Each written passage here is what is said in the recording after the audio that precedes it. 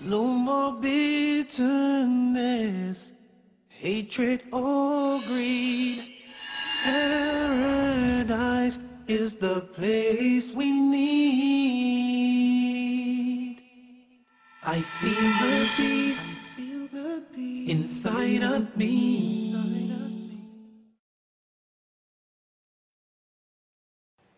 Greetings and peace. This is Dr. Lawrence Brown with another episode of Interfaith Issues. I'm going to be speaking today as if I am interviewing myself. I have received a number of questions from a variety of people over time, and I thought that it would be fun for me, hopefully interesting to you, to hear me answer some of these questions. So, let us begin. In one of the earlier episodes, I described the pathway by which I became Muslim. I have been asked, one of the questions I have been asked is, what happened to me after I became Muslim? Did I encounter any difficulties? Well, I think it's very difficult for anybody to make such a radical change in their life, especially in the West, to become Muslim and not encounter difficulties. I remember that initially I had an overwhelming feeling of peace and contentment. And in a very large way, that feeling has never left me. But my worldly life was thrown into turmoil. My parents could not understand my choice. My brother had become Muslim before me, and he is actually the one who introduced me to Islam. And we are the only two children in the family, just my brother and myself. So when I became Muslim, my parents felt like they had lost their only other child to Islam. Now, my parents, during my time with them, were never practicing Christians. But all the same, they saw my conversion as disruptive to their lives. And I think it was. It is almost impossible to convert to Islam or to make as large a change as a person makes when you change religions without having it be disruptive to some degree. So I admit, I was a little bit like the reformed smoker. I couldn't talk about anything else. I was probably a little bit overbearing in my opinions, but all the same, in very short order, my friends deserted me. My parents did not want to have any contact with either my brother or myself. I remember one time we actually received a message where we were told by them, do not visit, do not call, do not write, we do not want a postcard, email, nothing. They did not want any contact from us whatsoever. So I was cut off from friends, I was cut off from family, I was treated differently at work. What is now my ex-wife became my ex-wife. She divorced me, and she took the children. I lost, of course, in the process, I lost my house, I lost my property, I lost my car. You know, it sort of sounds almost like a country song, because I also lost my dog. But no, this is not one of those cases where I lost my wife and my dog and gee, I really miss my dog. No. You know, that's good for a country song, but it's not good for reality. The fact of the matter was that it was very traumatic. And I remember as I was going through all of this, I went from living on a country estate. We had a couple of acres. I don't know if you could call it an estate, but we had a couple of acres with a very large house and a second guest house, not a guest room, a guest house on the property. And I went from living in that to living in a little rent-by-the-week studio apartment that when you walked to it up the stairwell or in the elevator, it reeked of urine, to give you an idea of the quality of people living there. And not only living in this miserable little studio apartment, but sharing it with another brother who was getting divorced and who was on hard times. And the funny thing about it was I remember that those were some of the happiest days of my life. I remember looking around and thinking, what's wrong with me? I mean, in the movies, when you get divorced, you become dysfunctional. You start punching holes in walls and causing deliberate accidents with your car, and you just become dysfunctional. But I was happy. As a matter of fact, as I said, it was some of the happiest days in my life. And it was then that I remember, looking back on it, that before I became Muslim, I had prayed a prayer called the Istikhara prayer, the guidance prayer. And in this prayer, we ask God, we ask Allah to choose for us, to guide us to what He knows to be best for us and to bring it to pass, and to make us pleased with it. And it was then that I realized the mercy of our Creator when He answers a prayer, how completely He answers it. Because He had chosen for me what He knew to be best for me in answer to this prayer. Not only that, but as much as I felt a dislike for what was happening, He had made me happy with it in a way that I almost could not understand. Truly, our Creator speaks the truth, and we are promised in this religion that you do not give up anything for the pleasure of Allah except that He replaces it with that which is better. When I became Muslim, I became divorced. Allah gave me another wife. I lost my children to custody in the first family. Allah gave me a new child and a new family. Eventually, I was squeezed out of my job because of the anti-Islamic, anti-Muslim prejudices in the military, which is where I worked. I felt I could not continue because of the prejudices that I was experiencing from my co-workers. I gave up my job. Allah gave me a better job, times and times better. I lost my house to the divorce. Allah gave me a home in the holy city of Medina. I lost my wealth. Allah replaced it and multiplied it. I cannot think of anything I lost except that Allah replaced it with what He knew to be better. I didn't lose my parents forever. Eventually, we were able to talk again. And in a way, I feel our relationship is better now than it ever was before.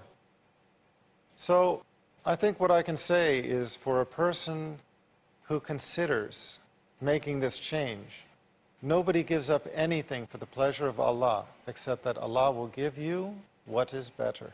That doesn't mean that it won't be hard. It doesn't mean that it will be to your liking, at least maybe not initially. There may be a period of trial, a period of test, a period you have to get through before you find the benefit. But when you do find the benefit, subhanAllah, you will realize the completeness of the mercy of our Creator. Another question that people ask, they like to hear an answer to is, well, what does Islam mean to you? I can tell what I have found Islam to be. I have found Islam to be a religion of modesty and humility. It's a religion of peace and submission, submission to God, but also submission in a general sense, submission to those who know better. You know, I grew up in the West, where we were raised on the concept of questioning authority. Question everything. It's a popular saying. But the fact of the matter is it's destructive. We have authority figures for a reason. They are people of greater knowledge or greater experience, or they have been empowered to enforce certain regulations. And if you are constantly questioning them or defying them, it will be hard on you, hard on them, and hard on all of society. So I found Islam to be a religion that put things in order. As an individual, within a family, within a society, within a country, and as a world. I found Islam is a religion of peace. This does not mean that Muslims are necessarily pacifist. It does not mean that if you go and attack a Muslim, he will not defend himself. Of a certainty, he or she should, because everybody has the right to defend themselves. But it does mean that I found Islam to be a religion of peace. Before Islam, I didn't have peace in my life. I cannot remember ever having peace in my life until Islam. After Islam, I found peace in practically everything I did. Before Islam, I was fascinated with certain things. I was interested in knives. I was interested in guns. I used to play paintball. Look, I was in the military. It's something that we did. It's something in the West that we enjoyed. I watched the Rambo movies, the Commando movies, the James Bond movies. I lived that life. I dreamed those dreams. But something happened to me after I became Muslim that I can't explain, except to say I simply lost interest in all of those things. I sold or gave away my guns. The same thing with my hunting knives and my this and that knives. Something entered my heart to where I did not even like to see a knife with a tip to it. You go to my kitchen and you will find two things. You will find my wife annoyed at me because of the second thing, which is that I've taken all the kitchen knives and broken the tips off of them. I honestly cannot understand the need for a tip to a kitchen knife. Nobody ever uses it, and it is only something that can cause harm. In my transition from a relatively unordered, somewhat paranoid life to a life of peace, things like this became visible to me that I never saw before. And I became what I feel is what I am now, a man at peace with himself, at peace with the people around me, at peace with society at large. We're going to take a break right now. Please stay with us. We'll be right back. Paradise is the place we need. Welcome. This is Dr. Lawrence Brown, continuing with the discussion I started at the beginning of this episode of Interfaith Issues. Basically, I am answering questions that I feel the audience has expressed interest in or is interested to know the answers to, and I will continue from where I left off. I think one common question that comes up for any Muslim is simply what groups they belong to or what groups they endorse.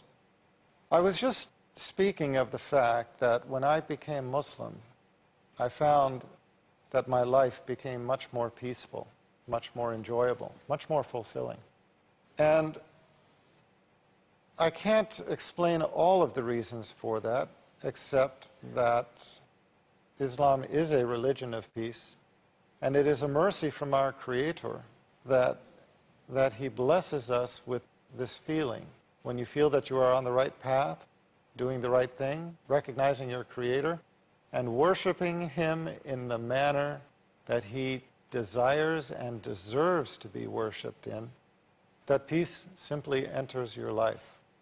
But for me, when it comes to joining groups, I have never been particularly interested in that.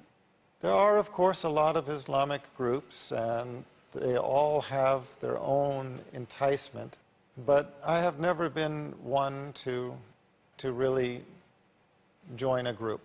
I guess at the heart of things, I'm pretty much a loner. That's the way it is, and I'm happy that way. And Islam gives us the right to remain true to ourselves. Over time, I have found a couple of organizations that I feel are doing good work. One of them is the Canadian Dawah Association, based in Toronto. And they have appointed me their Director of Interfaith Affairs. Obviously, I'm filming these episodes for Peace TV for a reason. From what I have seen, Peace TV is doing a good job of conveying the peacefulness of Islam. and the truth of its teachings. Then again, if I find that any organization I have worked with or I have joined ever expresses views which are different from my own, I would be the first to try to correct them, to criticize, and failing that, to leave.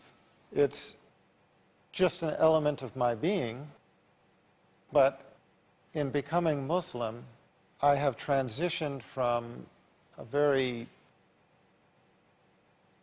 imbalanced life, a life in which everything I did was for money, everything I did was for worldly pursuits, to a life in which my pursuit is the pursuit of peace, not only for myself, but for those around me, and to improve myself as a Muslim, and to spread the message of revelation.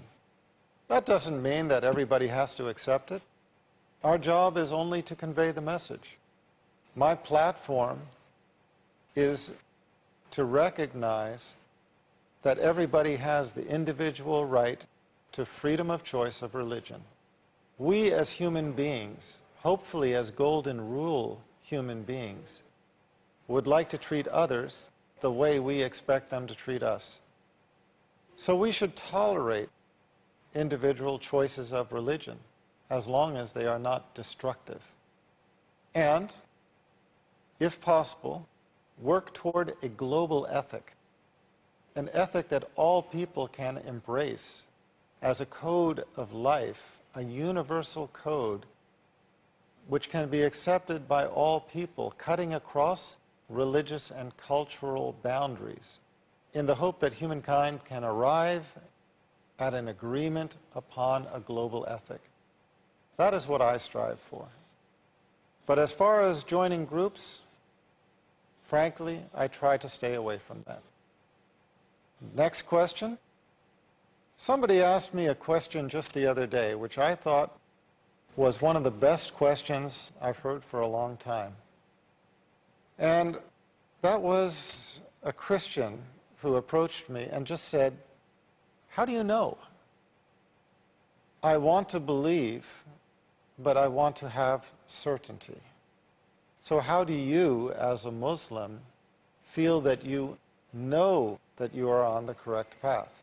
I think my answer to that question is simply that religion is as much a state of the heart as it is a state of the mind. We arrive at belief in God through a process of looking around ourselves, asking if this incredible frame of existence could possibly exist without a creator, praying to that creator to guide us, and then receiving guidance, following. That's what happened to me, and that's what happened to a lot of others who I know of who have become religious at some point in their lives. In the end, people are different. Some are intellectual, some are emotional. Some have a balance in between. But the one thing that we have in common is that, in the words of Malcolm X, we are one mankind, united under one God. Well, perhaps united is not the correct word, because we're not united, but we are one mankind under one God. And we hope it someday to be united. We haven't achieved it yet. But if people work towards what I described, recognizing each individual's right to freedom of religion, tolerating individual differences in religious choice, as I said, as long as it is not destructive, and working towards a global ethic that all of us can accept, not only for ourselves, but for others, we have a chance of achieving that. But back to the question, how does anybody know that they are upon the right path? Well, each person simply has to ask their heart. Because the fact of the matter is, we all know that there are a myriad of religions out there. And we all know that for every religion there are devoted followers who think that they are upon the right path. And we all also know that if there is only one creator, there can only be one religion that is most pleasing to him. So there can only be one religion of truth, whereas all others are to one degree or another deviant, astray. The only way I know of to be absolutely certain that you're on the right path is to pray for guidance. And interestingly enough, I have found that when you suggest that to most religious people, most of them say, oh, you know, I could never do that. That would be insulting to my Creator. I'm already a, you can fill in the blank. I'm already a Buddhist, Jew, Christian, Hindu, whatever. It would be insulting to my God if I asked him to guide me to the religion of truth. Well, it seems like a bit of a vain argument. Muslims pray 17 times a day minimum. 17 times a day, they ask their Creator for guidance. They don't pray 17 times a day, they pray 5 times a day. But within the prayer, the supplication is repeated. So it comes out to having said 17 times a day, minimum. The Muslim says 17 times a day minimum. Ihdina siratal mustaqim. Guide us to the straight path. Siratal ladina an'amta alayhim ghayril maghdubi alayhim waladdallin. The path of those upon whom thou hast bestowed thy grace, those whose portion is not wrath and who go not astray. So 5 times a day Muslims pray, but when you add up the repetition of what we say during the prayer, 17 times a day Muslims ask their Creator to guide them to the straight path, the path of those upon whom he has bestowed his grace, those whose portion is not wrath and who go not astray. Is there any way that anybody can object to that prayer? But I would submit that it is the path of that prayer that will bring certainty into a person's heart. You don't have to be a Muslim to pray it. You don't have to be a Muslim to pray that prayer any more than you have to be a Christian to pray our Lord's Prayer. But what you have to be, what you do have to be, is sincere. You have to sincerely want to recognize God, and you have to sincerely appeal to him to guide you, and receiving that guidance, you have to accept it and follow. So, I will conclude this talk and invite all those who are interested in submitting any other questions. Please visit my websites, leveltruth.com, leveltruth.com, and eighthscroll.com, EIGHTH, scroll, SCROLL.com. Please drop me an email, and I will add it to a list. When we have enough and when it's interesting, we'll try to put together another talk like this one. So, this is Dr. Lawrence Brown bidding you peace and concluding once more another episode of Interfaith Issues. I feel the peace. I feel the peace inside. Basically, my story begins in first year university. I had a year where I think a lot of problems happened to me. My parents separated that year. My dog died. That was a particularly tough day. Subhanallah. I had 2 car accidents in the space of 1 week. And also, sadly, I had a friend pass away that year. I think that year led me to sort of ask some questions along the lines of, why am I here? What's the purpose of life? Why do I get up in the morning? Why do I even bother? Why don't I just sit on the couch, watch TV, Jerry Springer, whatever? And I think I started to ask questions about, the purpose of life, and that led me to start to do a bit of a holy quest. Naturally, as an Aussie, the first thing I did was investigate Christianity. I had a few Christian friends, and I remember going to a church camp. It was one of the funniest camps I've ever been to in my life. Everybody was singing. I didn't know what the words were. I didn't know what they were saying. It sounded great. They had beautiful voices, but it just seemed really strange. And everybody was telling me how much God loved me. And I was thinking, God loves me? My dog died. SubhanAllah. So I kept on investigating Christianity, and I went to a whole lot of, I guess, different aspects of Christianity. So we're talking about Catholicism, we're talking about Anglican, Baptist, priests, pastors. And every time I'd go there and ask questions, I'd find that they wouldn't pick up the Bible and start to say, oh, this is the answer, my dear brother. They would just start answering me. They would just answer from their own opinions. And I started to realise that there was a lot of interpretations of Christianity, and a lot of people had their own interpretations, and one priest from one church was believing one particular aspect of Christianity whilst another was proclaiming another. So I started to think to myself, the Bible is one text, but there seems to be so many different interpretations, and it was confusing. At the time, while I was in first year university, I was also working in a service station, one of my part-time jobs. And one of my colleagues was a Hindu, was an Indian Hindu. And we'd regularly change shift, and at that time I was very inquisitive, and I'd say to him, dude, what's the deal with the elephant head guy? What's the deal with that? Why has that guy got an elephant head? And he's going, oh, that's Ganesha, this. I said, but couldn't you have chosen like a lion's head or something a bit better? We'd have, these really deep theological debates while people were buying petrol. And I'd be saying, yeah, but why bring $5 of gas? Thanks, mate. Yeah, no problems. And again, I found that was very hard to stomach. So I sort of investigated a little bit further. I had a good friend of mine was a Mormon. And I found that this religion actually appealed to me the most out of all of the Christian religions, the Church of Latter-day Saints. They were quite strict. They don't drink alcohol.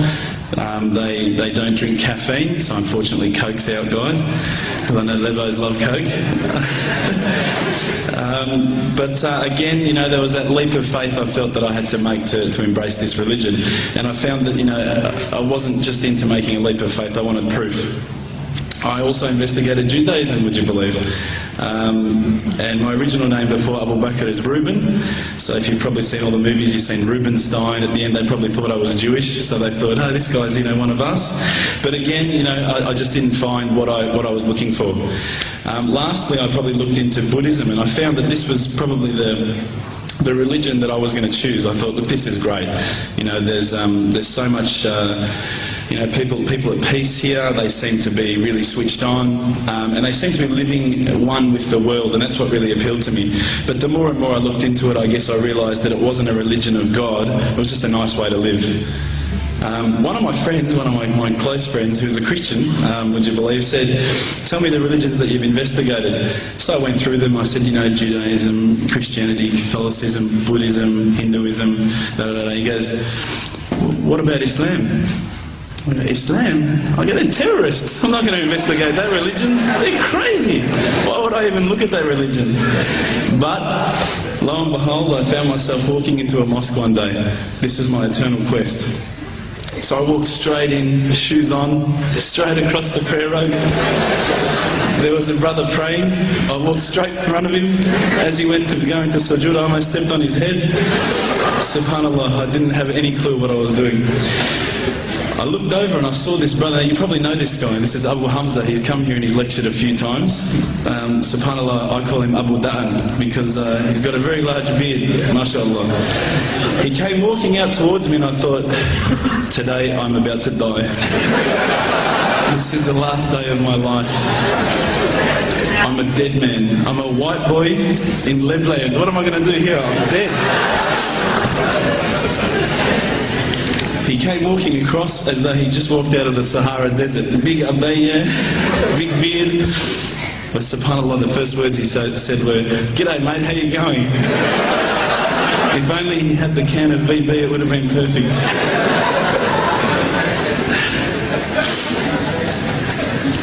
SubhanAllah, I was very taken aback by his welcoming nature.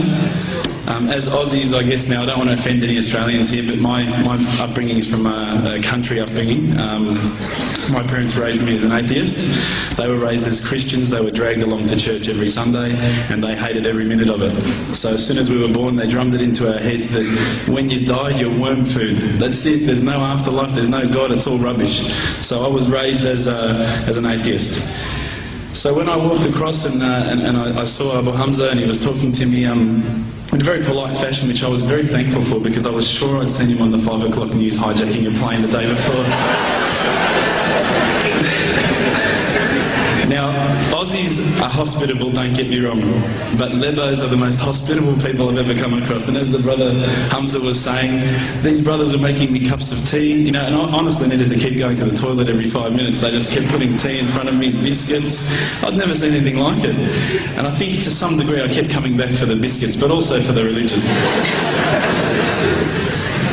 So when I sat down with these brothers, I actually started asking questions. I asked all the questions that I've asked of the priests, of the pastors, of my friends. And subhanAllah, the thing that really struck me is that every time I asked the question, they wouldn't just answer. They would pick up a Quran and they would say, read this, bro, read this. And there was the answer, every single time. And I would ask another question, you know, the hard questions, not the easy questions. Why do women have to wear the scarf? Why the hijab? How come I can have 4 wives and she can't have 4 husbands? You know, I wanted to know all the tough questions, which is the first questions I guess you ask when you come across Islam. But lo and behold, they kept on answering the questions with the Quran, not from their own opinion. And I got frustrated with this. And I actually said to one of the brothers, because by this stage I think I'd been going there for about a couple of weeks, there was always a few brothers there when I went.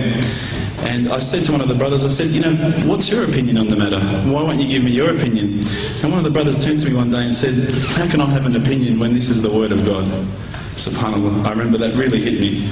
So I asked them if I could take a Quran home, and I didn't say I was going to use it to chalk up the couch or anything like that. I said I was going to respect the book, so I took it home, I started reading it.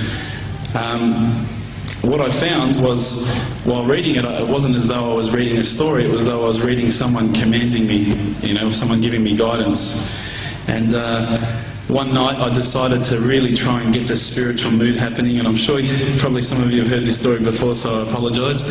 I'd lit a candle, I had the window open, I had the curtains drawn, you know, I was trying to get that really spiritual feeling. It was a nice summer night in Melbourne, as summer as it can get in Melbourne, and I was sitting there thinking, this is it, you know, this is the night.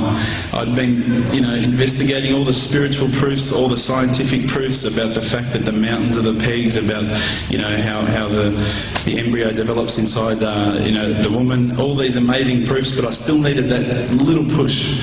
It's like I was on the edge of a cliff, I was ready to jump, I just needed a push.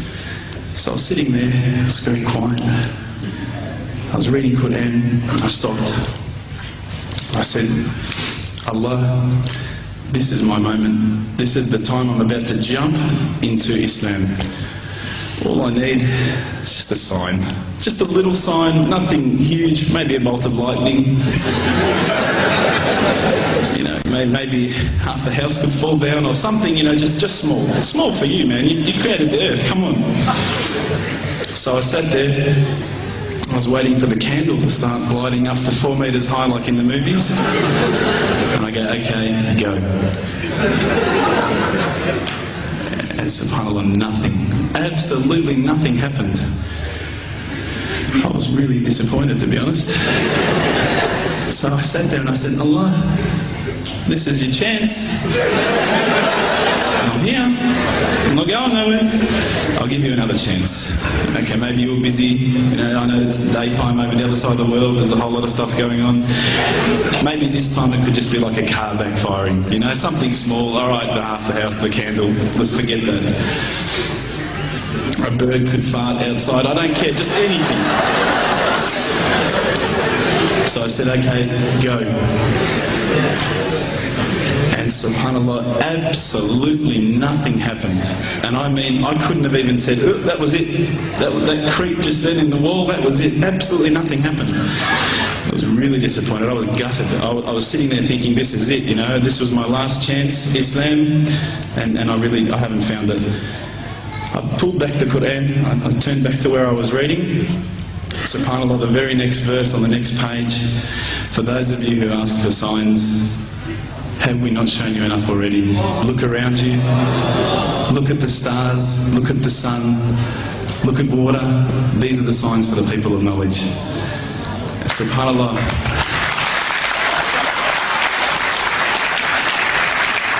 I threw the doona over my head and I pretended I was asleep. I was that scared because I couldn't believe how arrogant I'd been to want my own specific sign when all the signs had been there for me all along.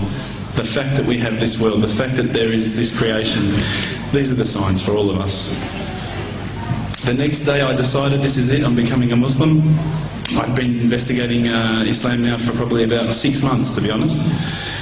I went in and I said to myself, this is it, I'm going to make shahada. I had no idea what I had to say, I had no idea what the words were. It was probably close to Isha prayer, so it would have been, 7, 8 o'clock at night. I went in and I couldn't believe it, there was about 1,000 people at the mosque. I thought, subhanAllah, look at this religion. Look at how strong they are. It was the first night of Ramadan.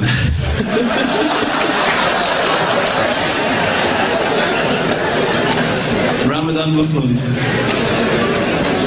So I sat there and I was very nervous, I must admit. I got up and this person's going to me, you got to say these words, bro, Ashhadu. I'm going, what? Ash what?